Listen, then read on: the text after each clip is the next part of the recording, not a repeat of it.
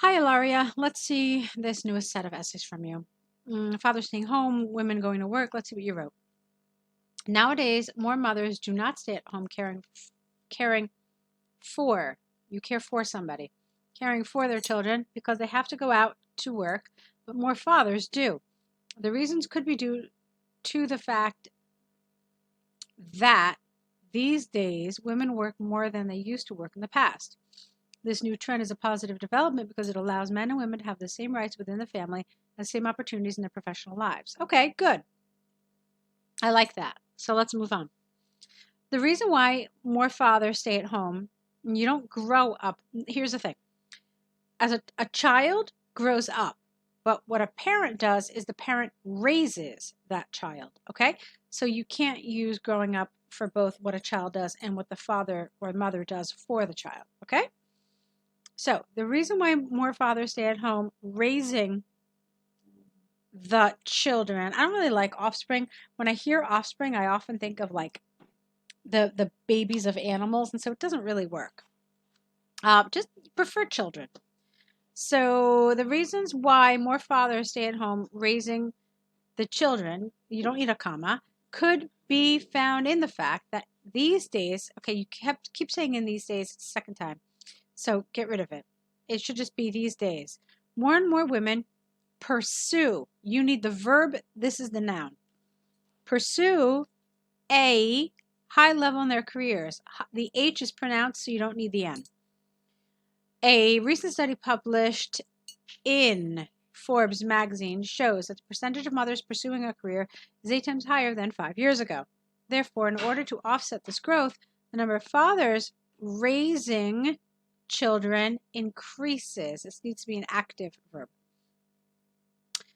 Don't start your sentences with but. Instead, prefer yet or however. So, however, this is not the only reason. For example, as it is reported by Oxford Economics, as well as the number of mothers involved in careers. No. Let's try it differently.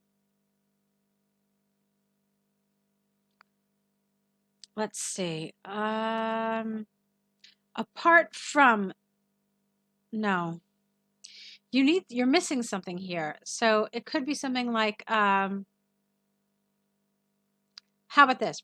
Not only has the number of mothers involved in careers increased, but their salary is higher than in the past also. That would have been a good way to do it. And it's also advanced grammar.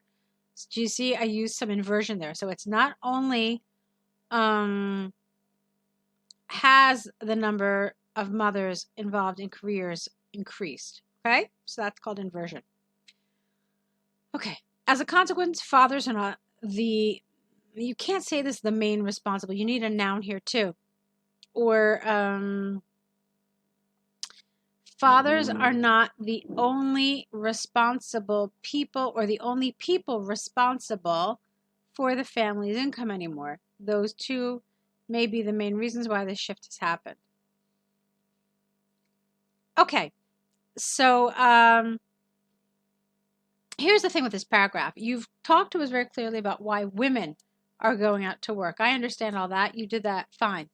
What you didn't really tell us is why the fathers are choosing to leave work and stay home with their children. Okay? Because if both parents are working, then, the argument could be, well, then why don't they hire a nanny? Why don't they take their child to daycare? So it's not just why are more mothers working, but why are more fathers quitting their jobs to stay home with their children? Okay? So I feel like you didn't cover part of that, and that's a really important part of this. Okay? So what would have maybe made more sense is if you had talked about one reason why women are working and then one reason why fathers are staying home. Okay? All right, let's move on. Fathers staying at home and caring for children can be seen as a positive and revolutionary development. All right, here you need a new sentence. This is mainly because, for the first time in human history, men and women have the same weight in the couple and therefore within the family. This allows parents to pursue, again, you need the verb form here, not the noun, to pursue their professional dreams and live, so pursue and live a more fulfilling life. Moreover, a survey conducted by psychologists on European families, you don't need a comma here, show that young girls whose whose mothers have a full-time job away from the home, no comma, are more prone to succeed in their education later in life. This is probably due to the footprint their mothers left during their young age. Hence, this can be seen as a constructive outcome, not outcome, not only for the parents but also for the offspring. One singular offspring. I already told you I don't love the word offspring, but it's fine. Let's see. Okay, so yeah, again, you talked to us about why women are working, but there was nothing really about the decision for fathers to change their role. And so I feel like while you did a nice job of this, you didn't really cover all of the task. Okay? So I thought you could have talked a little bit more about the decision of fathers to stay home and change their role in the family. So in conclusion, the role of the fathers within the family has been changed in the last decades, overturning the belief that only mothers should stay at home caring for the children, and this change is bringing positive outcomes to all the members of the family. Okay, good. So, Ilaria, I like a lot of what you've done here in this essay, but like I said, you didn't really cover this issue of fathers and why they have changed their role. You only focused on the mother's role. And of course, some of the grammar was a little inaccurate. You can see that consistently I had to correct things throughout this essay. So those are the two areas that I want you to work on a little bit, okay? So let's take a look now at your task 1 about the rainfall. Here's what you wrote. The line graph illustrates the distribution of rainfall, get rid of the, of rainfall during the year 2018 in 3 British countries, which are England, Scotland, and Wales. As can be clearly seen from the graph, England had the highest amount of rainfall among the 3, nope, careful, you wrote tree regions, careful with that. 3 regions, which is over 100 ml of water during nearly 7 moths, careful, because look what you just wrote. You wrote about trees and you wrote about moths, so be careful. Especially mistakes like this are pretty serious because it totally changes the meaning of what you're writing. Obviously, you know, the examiner is going to use some logic and assume that this is just a typo, but still, if it's consistent, you could really run into some serious problems. So, which is over 100 ml of water during nearly 7 months of 2018. The rain per month was under 100 ml only during the period between May and June, dropping at the beginning of June. Well, I would have said 2. It drops to 75 ml. There were also 3 slight drops in the amount of rain in March, August, and October. In England, the months of July, September, December were the rainiest of 2018, counting nearly 125 ml of rain. A similar trend was observed in Wales, with 3 big exceptions. The first one in April, dropping to around 25 ml of rain. The second between August and October, as illustrated by the plateau at 40 ml. And the third one in July, not peaking the maximum of the year. That's the wrong expression. And the third one in July, let's see. Let me try that sentence again. I'm a little confused. So, a similar trend was observed in Wales with 3 big exceptions. The first one in April dropping to around 25 ml of rain. The second between August and October, as illustrated by the plateau at 40 ml.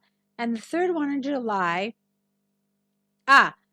where the figure peaked with the high of the year at around 125 milliliters of water. Scotland had the most fluctuated rainfalls trend. No, Scotland had the rainfall trend with the most fluctuation. That would have been better. Peaking in March and October with 130 ml of fallen water, dropping in February, April, and November. Okay, so I liked what you did with England. I didn't like what you did with Wales. I didn't really get a sense of the information. I just really didn't. I didn't understand what the image looked like. Do you know what I mean? So it was okay with England, but here, like these exceptions, I mean, what's the similar trend? A similar trend to what? All of England was a bunch of fluctuations. So I didn't really understand what you were telling us about Wales. And then these exceptions, it all felt kind of strange to me. I thought you could have described it a little more appropriately. We'll talk about that in a minute. Here, I'm glad that you talked about the peaks. That was good. You talked about the lows. That was good. The only thing that's missing for me in Scotland is how it began and how it ended, but we'll talk about that in a minute. So, overall in England and Wales, the rainfall followed the same trend over the year with 3 exceptions, which are, okay, that's too much for an overview. An opposite course was observed in Scotland, excluding the trend of the rainfall between May and October, which is similar for the 3 countries. Okay. You see, if you can see this, if it's 250 words, that's too much. I know this one is super challenging to do in a shorter amount of time. We're going to talk about it right now. I'm going to tell you this really as briefly as possible. You've got a year here, so think about it as a story, okay? And when you tell a story, what do you want to know? You want to know the beginning, you want to know the end, and you want to know the key points, okay? So that's how you need to treat this. If I was going to talk about England, I would probably start by saying, actually, you know what? I wouldn't start with England. Instead, I would start with Scotland. Why? Because Scotland was the one that started the year with the highest figure. And in fact, if you look at it carefully, it looks to me, maybe it's neck and neck with Wales, but I think Scotland actually has the biggest highs, okay? It looks, maybe I'm confused, but it looks like this October is actually higher. Anyway, that's not the point. The point is that it starts the year at the highest figure. So I would have started like this. Obviously, you've said the introduction. You probably have given an overview that all 3 countries had considerable fluctuation, but on average, England had the highest rainfall. Okay, so then you would start your description, your detailed paragraphs. For Scotland, I would say Scotland, of the 3 countries, Scotland began with the highest rainfall at 120 ml. It then dropped to its lowest point of the year in the next month at 20, it looks like 20 ml. Okay. And March, it had its first of 2 peaks at what's that number? 130. Okay, and it had a similar peak in October. In the months in between, it had fluctuation and ended the year at 110. Okay, so what did I do essentially? I talked about the beginning, the low, the high, and the end. So 1, 2, 3, 4, 5 data points. And you would do something similar with England. You would say that England had the second highest rainfall in the beginning of the year at 110 ml.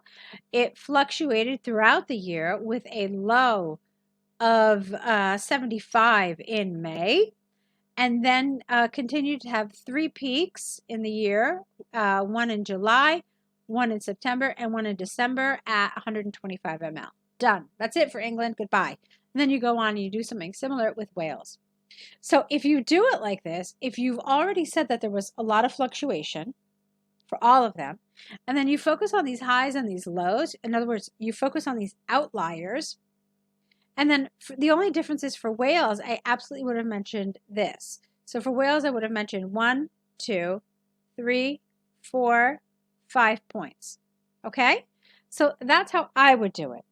I don't know. I mean, there's not just one way to do these, obviously. There's a million ways to do these task ones. But this, for me, is one way to make it really clear And it really kind of makes the image that you're looking at understandable for your reader. Okay? So I hope that helps, Ilaria. I'm looking forward to your next set. So get started with those, and we'll meet back here with your next set. Good luck to you.